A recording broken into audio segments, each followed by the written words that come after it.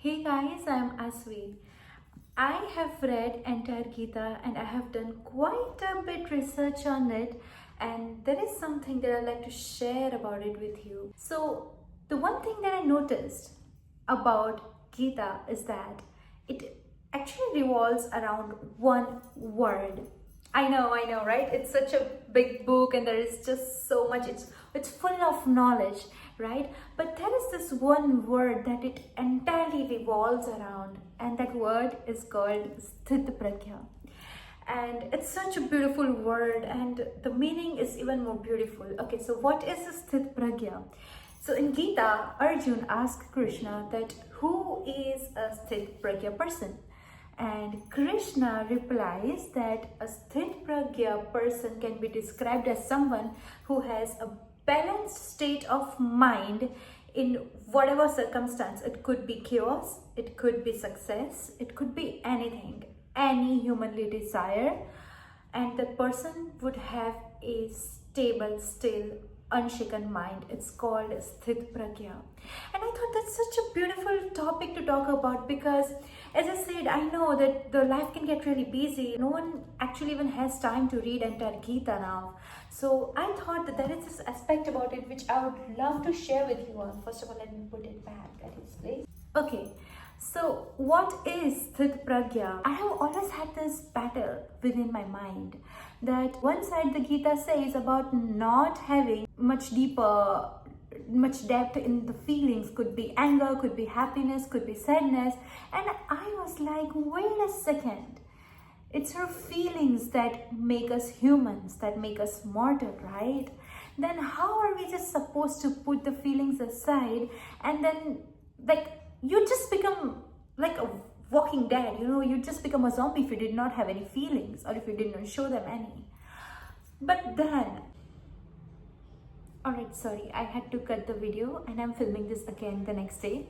But okay, where were we? How am I supposed to just curb all whatever I'm feeling and just not feel anything at all? How am I supposed to not react to someone?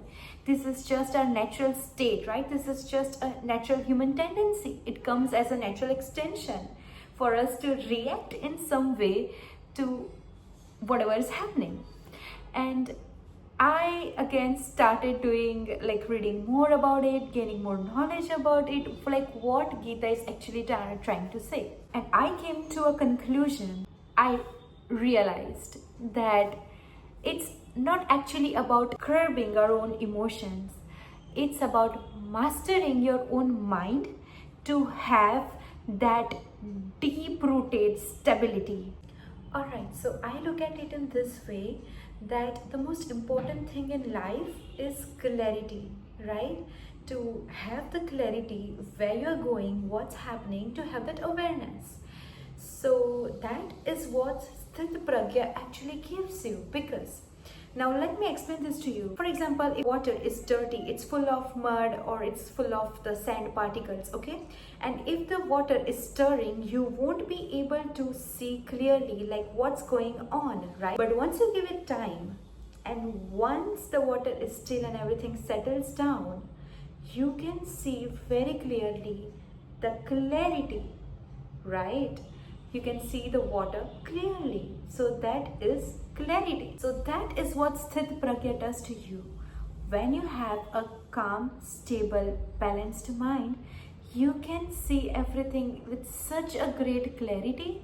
And trust me, that is the best feeling, to be able to have an unshaken mind which can see through literally anything. It could be the chaos going on around you, or it could be the excitement going around you, but you still have that straight, clear vision.